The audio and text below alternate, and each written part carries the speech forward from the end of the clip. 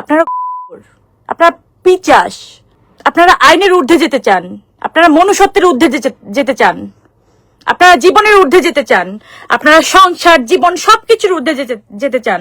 মারধরের অভিযোগ নিয়ে একজন থানায় আসলে আমার নামে অভিযোগ করেছেন, যিনি কিনা দাবি করেছেন যে উনি আমার বাসার গৃহকর্মী। বিগত জীবনযাপন আমার যদি আপনারা একটু নজর দেন তাহলে বুঝতে পারবেন যে আমি আমার কোনো আত্মীয় স্বজন নিয়ে আমার লাইফ লিড না। আমার পুরো, আমি এত চেয়েছি যে ইমোশনাল হব না। আমার গৃহকর্মী ধরেন এক মাস হয়ওনি, সে যদি আমার গৃহকর্মী দাবি করে ঠিক আছে, তার দিক থেকে করতেই পারে, কিন্তু আমি বলবো সে আমার গৃহকর্মী না। একটুখানি আমাকে ওয়েট করতে পারতাম না? যারা মিডিয়া কর্মী ছিলাম তারা যে মেন্টাল টর্চারটা আমাকে আজকে দিল, যেভাবে ফলাও করে ওই নিউজটা করা হলো, যেভাবে প্রত্যেকটা তার ইন্টারভিউ করা হলো, তার মানে কি এটা আমরা কি প্রিভিলেজ দিচ্ছি না আমরা মিডিয়া কর্মী হয়ে, যে কেউ যার বিরুদ্ধে যেভাবে সাধারণ জিডি করলেই সাথে সাথে এটা জাস্টিফাই হয়ে যাবে? আমি যদি অন্যায় করি ডেফিনেটলি আমার শাস্তি পাওয়া উচিত, আমি পাবো, আমি শাস্তি পাওয়ার ওই জায়গাটা রাখি।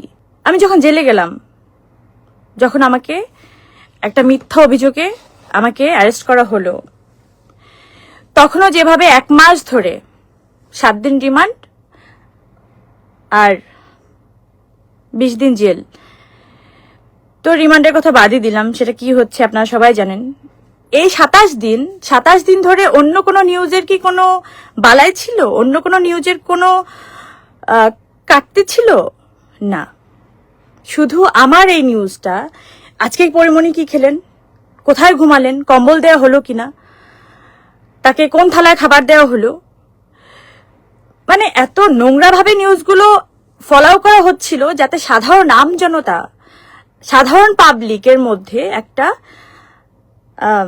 ইন্টারেস্ট ফিল হয়। যাই হোক, আমি আর 2 মিনিটের মধ্যে খুব সুন্দর একটা তথ্য আপনাদেরকে দিয়ে আমি এখান থেকে চলে যাব। কিন্তু আমি যেই সাফারটা করেছি আজকে সারাদিন, সেটা আসলেই কারোর সাথে হওয়া কাম্য কিনা আপনাদের কাছে প্রশ্ন রইল আমার। আপনি রাত 12টার সময় কিভাবে এই নিউজটা করেন যে তাদের সাথে আমার কোনো কথা হয়নি বা কোনো কনভারসেশন হয়নি? আমি তো আমার বাসায়, আমি কি পালিয়ে গেছি? আমি কোনো অপরাধ করেছিলাম? ওয়েট,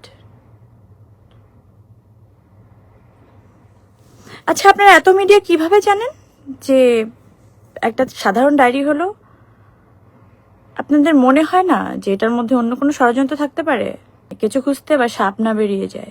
বহুত মানুষ আমার বাসায় বছরের পর বছর কাজ করে, কই তারা তো কোনো অভিযোগ করলো না। এই একটা মেয়ে কেন এই 1 মাসের মধ্যেই এসে এত অভিযোগ করলো? 1 মাসও হয়নি। আর যাকে কিনা আমি অ্যালাউ করেছি কিনা, আমার কোনো মন্তব্য আপনারা কি আসলেই পেয়েছেন? বা আমি দিতে চেয়েছিলাম, বা আমি দিয়েছি, সেটাও কি ফলো করে প্রচার করেছেন? করেননি।